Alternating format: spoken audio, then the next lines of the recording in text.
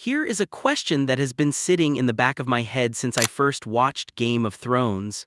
Every house with a famous name, a famous sword, or a famous dragon, they all got their turn at the top. The Baratheons held the throne. The Lannisters funded it. The Targaryens came back to burn it. And somewhere in the middle of all that blood and fire, two men with no armies and no crowns quietly did more damage than all of them combined. Petyr Baelish, Varys. One of them wanted to tear the whole system down brick by brick just to see what he could build on top of the rubble. The other wanted something harder to put into words, something that had nothing to do with sitting on a throne at all. And here is the part that genuinely fascinates me. Both of them were playing a completely different game from everyone else. Not better tactics, not stronger forces, a different game entirely. And when you lay out every move they made start to finish, the results tell a story that the show never fully stopped to explain. So today, that is exactly what we are doing. Full breakdown, full analysis, Spider versus Mockingbird. Let us get into it. Before you can understand how someone plays the game, you have to understand what shaped them before the game even started.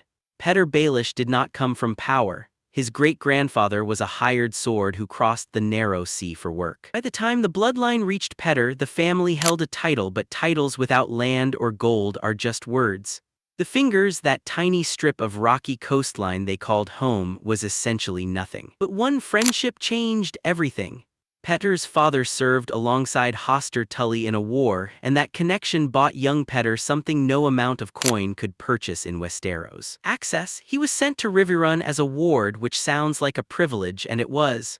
But it also meant growing up surrounded by people who reminded him daily, without even meaning to, that he did not quite belong there. This is actually important from a psychological standpoint. Research on people who rise from outsider status to positions of institutional power consistently shows that the hunger to prove worth, especially in systems that rejected them early, tends to produce either reformers or operators. Petyr became an operator. Every slight, every reminder that he was the boy from the Fingers got filed away, not forgot, converted. The duel with Brandon Stark when Petyr was 15 years old is the clearest window into this. He challenged a man twice his size over a woman who saw him as a younger brother. He lost badly. He carried that scar his entire life. And at some level, everything Petyr Baelish did afterward traces back to that one moment of being told very clearly that he was not enough. Now compare that to Varys. Varys was not just born into nothing. He was born into slavery. He traveled with a troupe of performers as a child, moving between the free cities and Westeros until a sorcerer in Myr purchased him, paralyzed him with a potion, performed a ritual mutilation and discarded him in an alley. He survived by begging, by stealing, by doing whatever it took. And here is what makes Varys genuinely remarkable. That experience, which would have permanently broken most people, produced something unexpected, not bitterness directed at a single person or a single slight, something colder and more durable, a clear-eyed understanding that power without purpose is just cruelty with better furniture. Varys eventually became the best information broker in Pentos, then expanded his network of what he called his little birds across the free cities, then got recruited by the Mad King himself because his reputation for gathering secrets had grown that large. By the time Robert Baratheon sat down on the Iron Throne, Varys had survived multiple regime changes and come out the other side with more influence than when he went in. Two men, two completely different origin stories, but the same basic truth underlying both. In Westeros, if you are not born with power, you have to build it from scratch. And the material you use says everything about what you are actually trying to construct. Season 1 is where you see both of these men at their sharpest because the board was clean and every move mattered. Petyr's opening gambit is genuinely audacious when you trace it all the way back. He convinced Lysa Tully to poison her own husband, Jon Arryn, the Hand of the King. That one act created a vacancy at the most powerful administrative position in the realm. He then made sure Lysa wrote a letter blaming the Lannisters, which pulled Catelyn's paranoia into the equation, which pulled Ned Stark south, which put an honorable man inside a political system specifically designed to destroy honorable men. Every domino was placed by the same hand, and that hand belonged to someone nobody was watching closely. The framing of Tyrion Lannister for the attempt on Bran's life was equally precise. Petyr did not need Tyrion to actually be guilty. He just needed Catelyn to believe it long enough to act on it, which she did. The arrest of Tyrion in a public inn sent a signal to the Lannisters that the Starks were willing to be aggressive. Petyr had lit a fuse on a war and was standing far enough away that the blast would not touch him. And then there is the betrayal of Ned Stark, which might be the single most consequential political act in the entire series.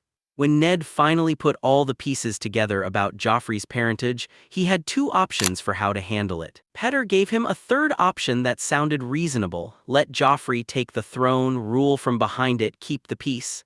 Ned refused because Ned Stark, to his credit and to his doom, had a spine, so Petyr made a decision. He handed Ned to the Lannisters. With that one move, the North lost its leadership, the Stark daughters became hostages, and a war that would kill hundreds of thousands of people became inevitable.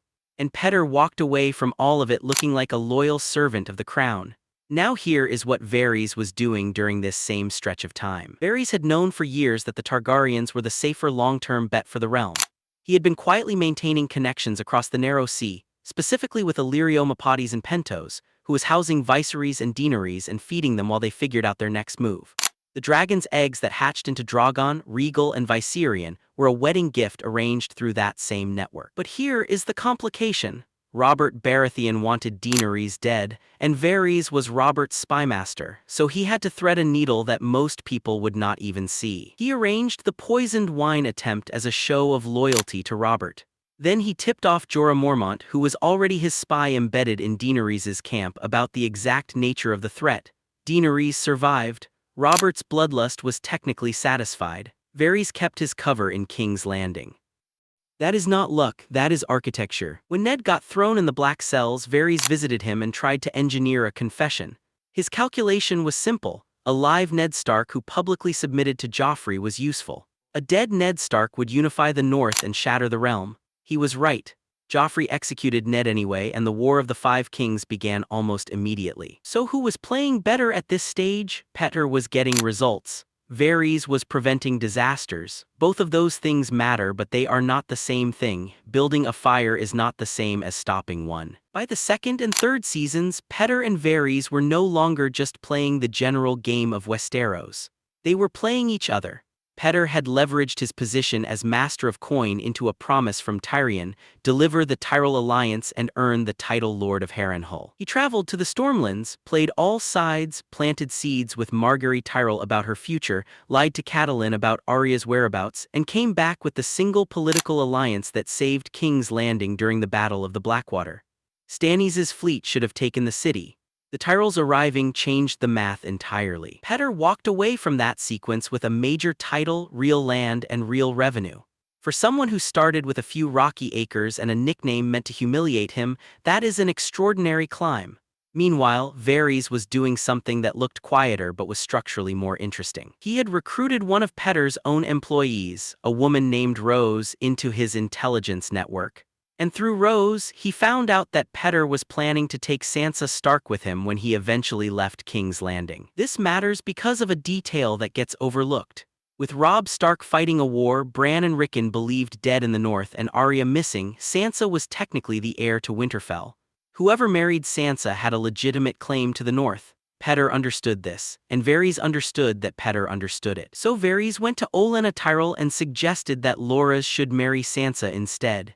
He framed it as protecting a young girl from a predator, which was true, but it was also a political play to keep that northern claim out of Petyr's hands. Petyr figured this out. When Sansa stopped being eager to leave with him, he tested her with another escape offer. She declined. He traced the intelligence leak back to Rose, and then he gave Rose to Joffrey, who tortured and killed her. That moment is often treated as simple brutality, but it was also a message. Varys lost an asset.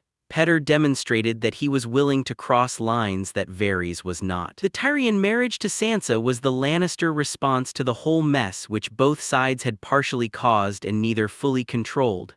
Sansa ended up trapped regardless. This round is genuinely a draw. Petyr got the title. Varys lost the asset. But Petyr also revealed something. He had an emotional weak point in Sansa who reminded him of Catelyn, and emotional weak points in a game like this are liabilities waiting to be activated. This is the section where the two philosophies start to separate clearly. After Joffrey's assassination at the Purple Wedding, which Petyr arranged with Olenna Tyrell using poison he acquired and delivered through Sansa without her knowledge, Petyr vanished from King's Landing with Sansa in tow. He married Lysa Tully, became Lord Protector of the Vale, and positioned himself as the steward of one of the few armies in Westeros that the War of the Five Kings had not depleted. Then he pushed Lysa through the moon door. In one move, he went from husband to sole ruler. He controlled the Vale's military. He had Sansa as a political asset. He had the Lannisters thinking he was loyal. He had the Boltons thinking he was a neutral broker. He was running every table in the room simultaneously. When he eventually surrendered Sansa to Ramsay Bolton, framing it as a calculated move to get her back to Winterfell and trigger a reconquest, it looked brilliant on paper. The problem was that Ramsay Bolton was not a variable Petyr could control. And Sansa, by this point, had spent years being used as a piece on other people's boards. She was done. Varys, during this same window, burned everything he had built in King's Landing to help Jaime free Tyrion from his execution cell. He put Tyrion on a ship to Essos. And then, when the bells started ringing in the Red Keep announcing trouble, Varys quietly stepped onto that same ship. On the surface, this looks like Petyr winning and Varys retreating. But look at what Varys carried with him onto that ship. The most analytically sharp political mind in Westeros, whom he intended to deliver directly to Daenerys Targaryen, whose dragons had just hatched and whose army of Unsullied had just freed an entire city. Petyr had real estate. Varys had positioned the right person next to the right queen at the exact right moment. Petyr's final act in Winterfell is almost painful to watch in retrospect. He had Sansa's trust, barely. He had the Knights of the Vale, which he used to rescue Jon and Sansa at the Battle of the Bastards. He had access to the North's most important strategic location. And then Bran Stark came home. Bran, as the three-eyed raven, has a kind of omniscience that operates on a completely different level from any intelligence network. He does not gather information. He simply knows. And when Petyr gifted Bran the Valyrian dagger that had been used in the attempt on his life years ago, thinking it was a smooth diplomatic gesture, Bran looked at him and said, "Chaos is a ladder." Petyr's own private words from a conversation that should have been unknowable. That moment is not just dramatic. It is the exact point where Petyr's entire operating model collapsed. His method depended on asymmetric information, on knowing things other people did not. Bran flipped that equation entirely. And Petyr had no contingency for an opponent who simply knew everything. Arya killed him with his own dagger. Sansa presided over the trial. The Stark children, whom Petyr had spent years manipulating, were the instrument of his end. Meanwhile, Varys had assembled the alliance that would change Westeros.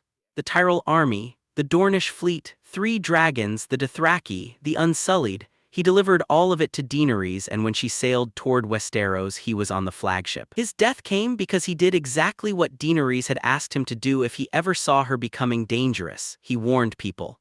He tried to install Jon Snow, who was a legitimate Targaryen heir and, more importantly, someone who did not want the throne and would not abuse it.